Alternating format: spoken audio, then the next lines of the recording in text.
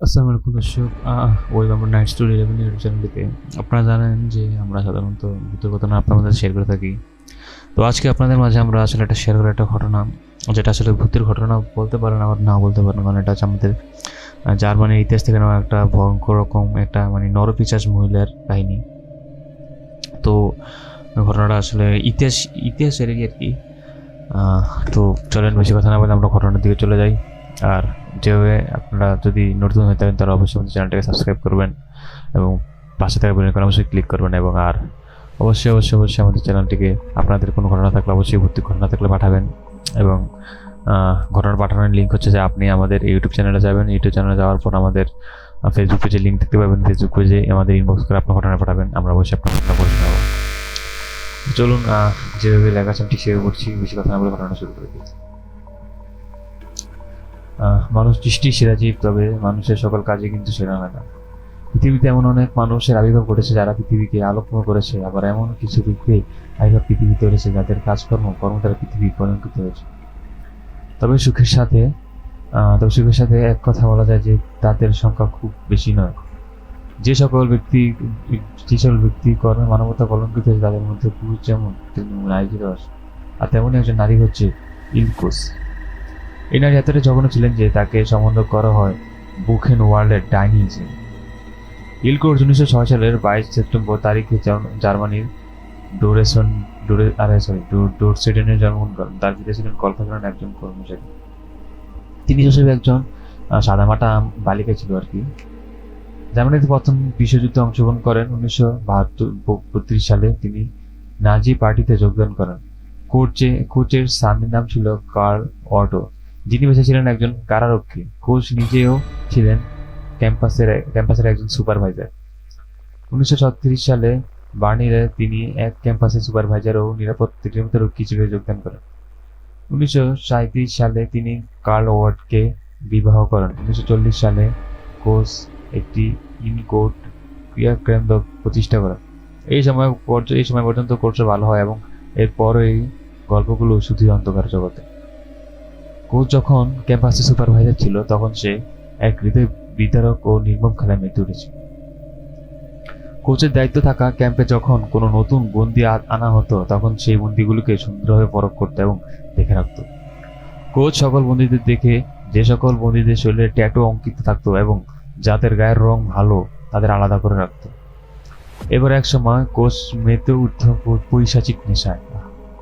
তার দেখা যে সকল বন্দীদের শরীরে ট্যাটু ছিল তাদেরকে সে নির্মমভাবে হত্যা করত এবং তাদের চামড়া সমূহ তাদের গা থেকে ছাড়িয়ে নিত। তারপর এই বন্দির চামড়াগুলো তার কাছে সংরক্ষণ করত। এছাড়াও সে যে সকল বন্দীদের চামড়া সুন্দর তাদের সে হত্যা করত এবং তাদের শরীরের অঙ্গপ্রত্যঙ্গগুলো সে সংরক্ষণ করত। তবে তার প্রিয় শখ ছিল সুন্দর চামড়াওয়ালা বান্দীদের হত্যা করে তাদের শরীরের চামড়া দিয়ে কুশন কভার, সাইড ল্যাম্প, বালিশের কভার সমূহ অন্যান্য জিনিস তৈরি করা। সে এই সকল বন্দীদের শরীরের চামড়া দিয়ে বালিশের কভার, বিছানা চাদর, টেবিলের কাপড়, কুশন কভার ইত্যাদি তৈরি করত। কোচ নিজেই ক্যাম্পের সুপারভাইজারের দায়িত্বে থাকা এবং তার স্বামী একই ক্যাম্পে দায়িত্বে থাকায় সে জঘন্য কাজগুলো সহজেই করতে পারত। দীর্ঘদিন এভাবে নির্মমতার পর কুখ্যাত এই মহিলা গ্রেপ্তার হয় 1943 সালের 24 আগস্ট। কিন্তু এই নির্মম হত্যাযজ্ঞের কোনো প্রমাণ তখন পাওয়া যায়নি। ফলে সঠিক প্রমাণের অভাবে জেল থেকে ছাড়া পায় কোচ, কিন্তু তার স্বামীকে তো সুবিধা হয় এবং সে কারাগারে থেকে যায়। জেল থেকে বেরিয়ে কোচ চলে যায় লুদউইগবার্গ শহরে। সেখানে বসবাস করার সময় আমেরিকার সৈন্যরা তাকে আবার গ্রেপ্তার করে 1945 সালের 30 জুন। পুনরায় গ্রেপ্তার হওয়ার পর আবার বিচারের মুখোমুখি হয় এই কোচকে। দ্বিতীয়বার বিচারের সময় প্রকাশিত হয় তার নানা কুকীর্তির কথা। তিনি স্বীকার করেন তার নানা লোমহর্ষক কাহিনীর কথা। পুলিশ অভিযান চালিয়ে উদ্ধার করে মানুষের চামড়া দিয়ে তৈরি বিভিন্ন প্রকারের জিনিসসমূহ। বিচারের কোচ দোষী বিবেচিত হয়। 1947 সালের 30 জুন আদালত তাকে যাবজ্জীবন কারাদণ্ড প্রদান করে, কিন্তু নিজের প্রতি অভিমান এবং জীবনের প্রতি বিতৃষ্ণা হয়ে জেলে থাকা অবস্থায় 1967 সালে 1 সেপ্টেম্বর গলায় দড়ি দিয়ে আত্মহত্যা করেন কোচ। আর এভাবেই দুনিয়া থেকে বিদায় নেয় নরপিশাচ বুকেন ওয়ার্ল্ডের টাইম। এরকম ঘটনা পেতে আমাদের সাথে আছে এই বলে তিনটা ঘটনা শেষ করে।